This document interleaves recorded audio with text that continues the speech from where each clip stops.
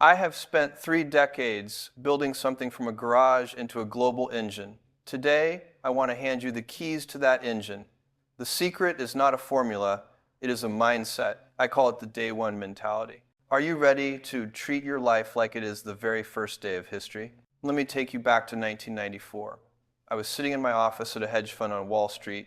I had a good salary, a secure position, and a clear path forward, but something was eating at me. I had read a statistic that the internet was growing at 2,300% per year. I could not ignore that number. It kept me up at night, not because I understood exactly what it meant, but because I knew it meant something massive was about to happen. I had an idea.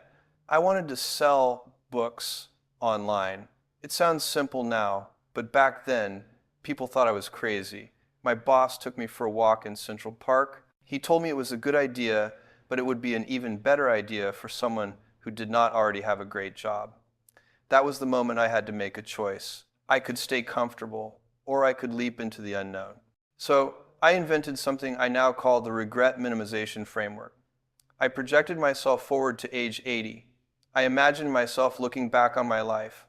And I asked a simple question: would I regret leaving Wall Street to chase this crazy internet dream? The answer was no.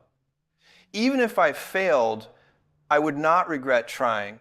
Even if I lost everything, I would know I gave it my best shot. But would I regret not trying at all? Absolutely. That regret would haunt me forever. That regret would eat at me every single day for the rest of my life. This framework changed everything for me. It cuts through the noise. It strips away the fear of what people will think. It removes the temporary discomfort of change. When you project yourself to the end of your life, most of the daily worries just evaporate. What remains is clarity. I quit my job. I packed up everything. My wife and I drove across the country to Seattle, and I started writing the business plan in the car. That is how Amazon began. Not with certainty, but with a framework that made uncertainty bearable. Now let me tell you why most businesses fail. They spend all their time looking at the competition. They wake up every morning asking what the other guy is doing. They analyze market share. They copy features. They obsess over being better than the next company. This is a trap. If you are competitor focused, you wait until someone else does something and then you react. You are always playing catch up. You are always in defense mode. Amazon has always been customer obsessed, not competitor obsessed. There is a massive difference. When you are customer focused, you wake up terrified every single day. But you are not terrified of your competition. You are terrified of your customer. Because customers are always dissatisfied in the best possible way. They always want more. They want faster delivery. They want lower prices. They want better selection. They are divinely discontent. And that divine discontent is a gift. Here is why. Your competition will never wake you up in the middle of the night with a revolutionary idea. But your customer will. If you listen to them, if you obsess over their experience, they will pull you into the future. They will demand things that do not exist yet. And that is where invention happens. We did not invent one-day delivery because a competitor did it first. We invented it because customers wanted their products faster. We did not build Alexa because someone else built a smart speaker. We built Alexa because customers wanted a simpler way to interact with technology. Let me give you another example. In the early days of Amazon, we got constant feedback about shipping costs. Customers loved the selection, but they hated paying for shipping every time. It was the #1 complaint. So we started experimenting. What if we bundled shipping into a membership? What if customers paid once and got unlimited free shipping? People inside Amazon thought this was financial suicide. The math did not make sense. We would lose money on every single package, but I kept coming back to the customer. They wanted free shipping. They were telling us exactly what they needed. So we launched Amazon Prime in 2005, $79 per year for unlimited 2-day shipping. It lost money for years, but customers loved it. They absolutely loved it. And over time, those Prime members started buying more. They became more loyal. They told their friends. Prime became the foundation of everything we built after that. That is what happens when you truly listen to your customer instead of your spreadsheet. Customer obsession forces you to be a pioneer. Competitor obsession makes you a follower. I choose to be a pioneer every single time. And you should too. Ask yourself right now, are you building something your customers are pulling you toward, or are you just reacting to what everyone else is doing? If it is the latter, you are already behind. Now I want to talk about failure. This might sound strange coming from someone who built one of the most valuable companies on earth, but I have failed more than most people can imagine, and I am proud of that. Let me explain. If you are not failing, you are not innovating. If every project you launch is a guaranteed success, you are playing it too safe. You are not swinging big enough. We launched the Fire Phone in 2014. It was supposed to revolutionize smartphones. It failed spectacularly. We lost hundreds of millions of dollars. People called it one of the biggest tech flops in history. And you know what? They were right. It was a flop. But here is what they missed. The Fire Phone taught us lessons that we poured directly into Alexa and Echo. Those lessons turned into a product line that is now in hundreds of millions of homes. Failure is not the opposite of success. Failure is a stepping stone to success. Amazon has had so many experiments that did not work.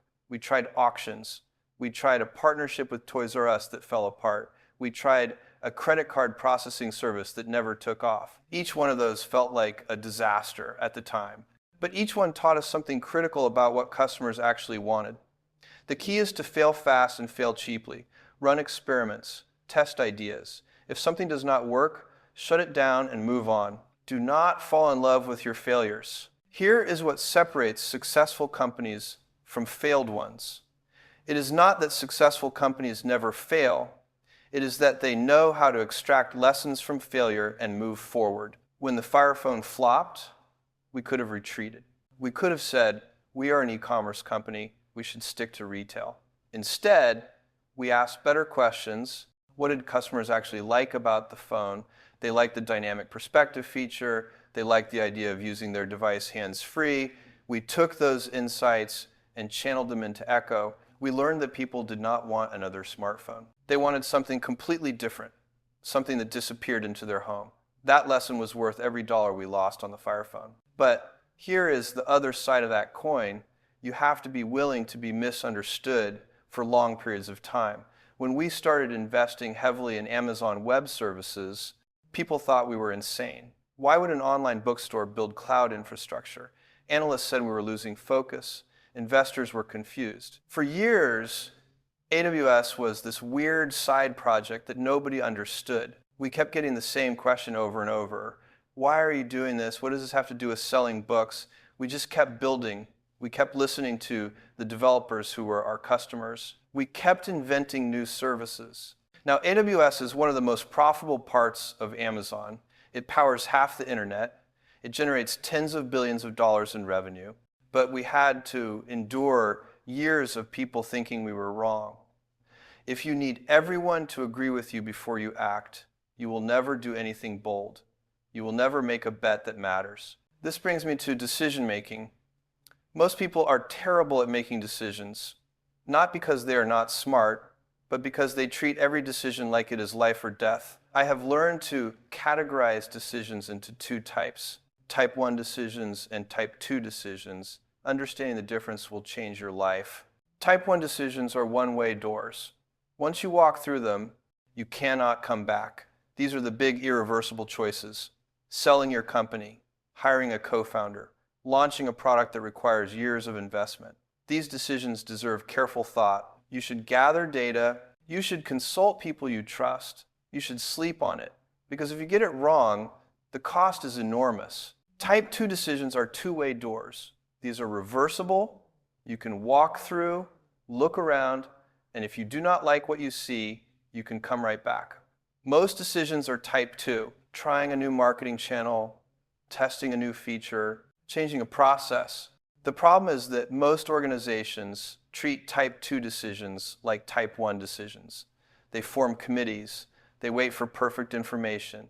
They delay and delay and delay. By the time they make the decision, the opportunity is gone. Here is my rule. For type 2 decisions, make them fast. Use about 70% of the information you wish you had. If you wait for 90%, you are too slow. Speed matters in business. A high-velocity decision-making environment keeps you ahead. And if you are wrong, you just reverse course. The cost of being wrong is low. The cost of being slow is catastrophic. I see so many smart people paralyzed by decisions that do not matter. They spend weeks deciding on office furniture or debating the color of a logo. These are two-way doors. Pick one and move on. Save your energy for the one-way doors. That is where your judgment really counts. Now, let me talk about the people you surround yourself with. I learned early on that there are two types of people in business: missionaries and mercenaries. Mercenaries are in it for the money. They want to flip the company, cash out, and move on to the next thing. Missionaries are in it for the mission. They believe in what they are building. They want to change the world, and the money is a byproduct. You need missionaries. Mercenaries will leave you the moment things get hard. The moment the stock dips or a competitor offers them more money, they are gone. Missionaries will fight through the hard times because they care about something bigger than their paycheck. They care about the customer, they care about the product, they care about the impact. When we hire at Amazon, we use something called the bar raiser program. Every interview loop includes someone whose only job is to ask one question. Is this person going to raise the bar for the entire company? Not just fill a seat, not just do the job, but actually make everyone around them better. If the answer is no, we do not hire them. I do not care how urgent the role is. I do not care how long the search has been. We wait for someone who raises the bar. The bar raiser has veto power. They can stop a hire even if everyone else wants to move forward. This makes some managers furious. They say, I need someone now. I have deadlines. I cannot wait 3 more months for the perfect candidate. And I tell them the same thing every time. You think you cannot afford to wait, but you really cannot afford to hire the wrong person, because that wrong person will not just underperform. They will lower the bar for everyone who comes after them. They will make it easier to hire more mediocre people. And before you know it, your entire organization has drifted into mediocrity. This is hard. It is so tempting to lower your standards when you are desperate to fill a position. But every time you hire someone who is not exceptional, you are making a trade. You are trading long-term excellence for short-term relief. And that trade will destroy you. Mediocre people hire more mediocre people. Before you know it, your entire culture has shifted. You have lost the thing that made you special. I have a rule that I have followed for 30 years. Every person you hire should be better than you at something important. If they are not, you are hiring down. And when you hire down, you are building a weaker organization. When you hire up, you are building something that can outlast you.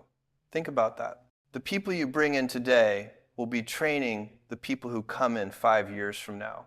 What kind of organization are you creating? One that gets stronger over time, or one that gets weaker? Hold the bar high. It is one of the most important things you can do. And if you are a small team, if you are just starting out, this is even more critical. Your first 10 hires will define your culture for the next 10 years. Choose people who are smarter than you. Choose people who challenge you. Choose people who make you uncomfortable because they are so good. That is how you build something that lasts. Let me talk about time. Specifically, long-term thinking versus short-term thinking. Most companies are obsessed with the next quarter. They manage their business based on what Wall Street expects them to report in 90 days. This is insane. It is like driving a car by only looking at the road 3 feet in front of you. You will crash. Amazon has always played the long game. We have told our shareholders from day one that we are optimizing for long-term value, not short-term profit. Some of them hated that. They wanted dividends. They wanted buybacks. They wanted proof that we could make money right now. We said no. We are going to reinvent. We're going to invest in infrastructure. We are going to build things that will not pay off for 5 or 10 years. And if you do not like that, you should invest somewhere else. I wrote this in our first shareholder letter in 1997. It is all about the long term. We made that declaration when we had barely any revenue and people thought we would never turn a profit. But that commitment gave us freedom. Freedom to invest in things that made no sense in the short term, but were absolutely critical for the long term. We built massive fulfillment centers when we could have outsourced everything. We invested in our own logistics network. when we could have relied on existing carriers. We developed our own technology infrastructure when we could have bought off-the-shelf solutions. Every single one of those decisions hurt our quarterly numbers. Every single one of them made Wall Street nervous, but every single one of them was the right move. This philosophy allowed us to do things that our competitors could not. We built fulfillment centers when we were barely profitable. We invested in technology that had no immediate return. We launched Amazon Prime, which lost money for years because we were giving customers free shipping. Everyone thought we were crazy.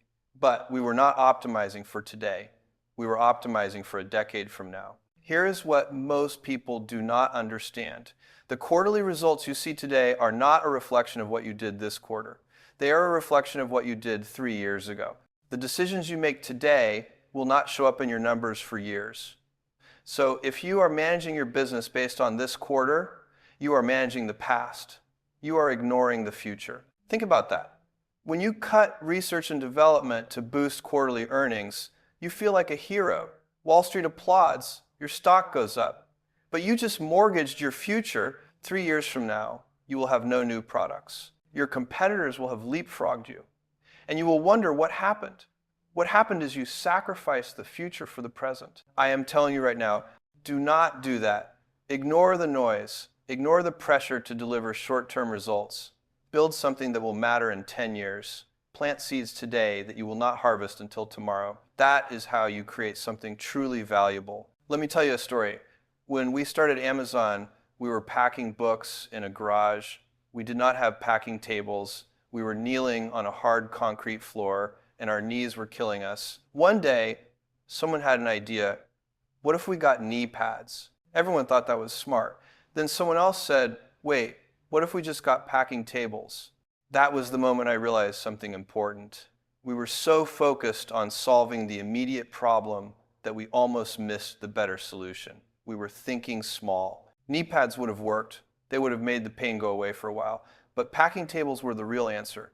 They did not just solve the problem. They made us faster. They made us more efficient. They set us up to scale. This is a metaphor for how most people think. They look for knee pads when they need packing tables. They look for quick fixes when they need structural solutions. Always ask yourself, am I solving the symptom or am I solving the root cause? Am I putting a Band-Aid on this or am I actually fixing it? The second path is harder. It takes more time. It costs more up front, but it is the only path that leads to real progress. Now I need to talk about the most important concept I have ever learned. Day one versus day two. Day one is the mindset of a startup. It is the mentality of someone who just began. Everything is possible. You are hungry. You are paranoid. You are willing to experiment. You move fast. You listen to customers. You invent. Day one is life. Day two is stasis. Day two is when you stop inventing. You stop listening. You start defending what you have instead of building what comes next. Day two is followed by irrelevance. Then comes an excruciating, painful decline. And then death. I have seen it happen to so many companies. They get big. They get comfortable. They start optimizing their existing business instead of creating the next one. They become bureaucratic. Decisions take forever. Innovation dies. And then one day, they look around and realize the world has passed them by. The warning signs of day two are everywhere if you know what to look for. Meetings multiply. You spend more time talking about work than actually doing work. Decision-making slows to a crawl because everyone needs to weigh in. You start measuring inputs instead of outputs. You celebrate how hard people are working instead of what they are actually producing. You focus on competitors instead of customers. You defend your turf instead of exploring new territory. These are all symptoms of an organization sliding into day two. And once that slide begins, it is incredibly hard to reverse. Staying in day one requires constant vigilance. It requires you to resist every instinct to settle, because settling is so tempting. When you are successful, when you have money in the bank and customers who love you, the natural human instinct is to relax, to enjoy it, to protect what you have. But that is the beginning of the end. The moment you start protecting the past, you stop building the future. How do you stay in day one? First, you have to obsess over customers. I have said this before, but it is worth repeating. Customers will keep you honest. They will keep you hungry because they always want more. Second, you have to resist proxies. Proxies are things that replace the actual goal. For example, a company might start measuring success by how many processes they have instead of how good their product is. They confuse the proxy for the real thing. Do not let that happen. Third, you have to embrace external trends quickly. The world changes fast. New technologies emerge. Customer preferences shift. If you fight those trends, you lose. If you embrace them early, you win. We saw the cloud computing trend early. We saw the voice assistant trend early. We saw the shift to mobile early. Not because we are smarter than everyone else, but because we are paying attention. Fourth, you have to make high velocity decisions. I talked about this earlier, but it is worth emphasizing again. Speed keeps you in day one. Bureaucracy pushes you into day two. If it takes 6 months to get approval for a simple project, you are already in day two. Cut the red tape, empower your teams, move fast. Let me tell you what I have learned about success. Success is not about being the smartest person in the room. It is not about having the best idea. It is about being relentless. It is about waking up every single day and asking how you can make things better for your customers. It is about being willing to fail in public. It is about thinking in decades, not quarters. It is about surrounding yourself with people who are better than you. It is about staying in day one even when everything in your body tells you to coast. I started Amazon in a garage with a dream and a framework for avoiding regret. I had no idea it would become what it is today, but I knew one thing. I knew that if I stayed focused on the customer, if I was willing to invent, if I was willing to be misunderstood, and if I was willing to think long term, something good would happen. And it did. But here is the truth. Amazon is not the end of my story. It is not even the end of what I want to build. Because once you adopt the day one mentality, you never stop building. You never stop inventing. You never stop looking for the next problem to solve. That is what keeps you alive. That is what keeps you relevant. That is what keeps you human. I want you to think about your own life right now. Where are you? What are you building? Are you in day one or day two? Are you inventing or defending? Are you listening to the people you serve? Or are you trying to protect what you already have? Are you making decisions quickly? Or are you waiting for perfect information that will never come? Are you thinking about where you will be in 10 years? Or are you just trying to survive this quarter? These are not easy questions, but they are the right questions. And if you answer them honestly, you will know exactly what you need to do next. You will know whether you need to take a leap or whether you need to double down. You will know whether you are surrounding yourself with missionaries or mercenaries. You will know whether you are optimizing for today or for tomorrow. Let me leave you with this. Business is not about money. Money is a byproduct. Business is about solving problems. It is about creating value. It is about making people's lives better. If you focus on that, if you truly obsess over creating value for others, the money will follow. But if you chase the money, if you optimize for profit over purpose, you will lose. Because customers can smell that. They know when you care about them and when you care about yourself. I have spent 30 years learning these lessons. Some of them I learned the hard way. Some of them cost me millions of dollars. Some of them cost me relationships. But every single one of them was worth it because they taught me how to build something that matters. They taught me how to stay in day one. And that is the most valuable thing I can pass on to you. So here is my challenge. Pick one principle from what I have shared today. Just one. Maybe it is the regret minimization framework. Maybe it is customer obsession. Maybe it is high velocity decision making. Maybe it is hiring missionaries instead of mercenaries. Pick the one that resonates most with you and apply it this week. Do not wait. Do not overthink it. Just start. If this resonated with you, if you want to build your own day one future, I want you to subscribe because there is so much more to learn. There are so many more principles I want to share, and I want to hear from you. Comment below and tell me which principle you are going to apply first. Are you going to project yourself to age 80 and make a big decision? Are you going to stop looking at your competition and start obsessing over your customers? Are you going to embrace failure as a teacher? Tell me. Because your journey matters. Remember, today is day one. Not because it is the first day of the year or the first day of your business, but because you are choosing to treat it that way. You are choosing to be hungry. You are choosing to invent. You are choosing to think long term. That choice is available to you every single morning. Make it and watch what happens. The future belongs to the people who stay in day one. The future belongs to the inventors. The future belongs to the people who are willing to be misunderstood for long periods of time while they build something that matters. I hope you are one of those people. I believe you can be. Now go prove it.